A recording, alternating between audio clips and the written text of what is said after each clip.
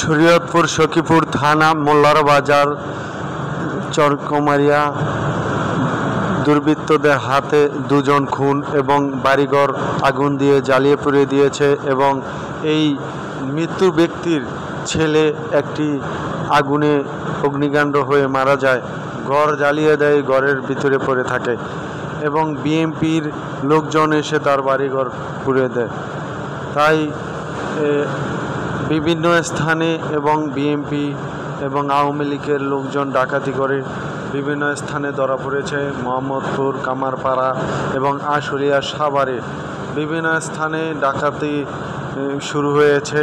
তাই সকল লোকজনকে সতর্কভাবে বাসাতে থাকার জন্য অনুরোধ করা হচ্ছে এবং সতর্কর সাথে এবং বিভিন্ন স্থানে বিএনপি এবং আওয়ামী লীগের লোক বিভিন্ন স্থানে জ্বালাও পোড়াও আগুন অগ্নিকাণ্ড জ্বালাচ্ছে এবং এগুলা বিভিন্ন ছাত্রদের কিভাবে আগুন লেগে গেছে উপরে দৌড় চাপানোর জন্য, জামাত ইসলামের উপরে দৌড় চাপানোর জন্য তারা এই কর্মকাণ্ড করে যাচ্ছে।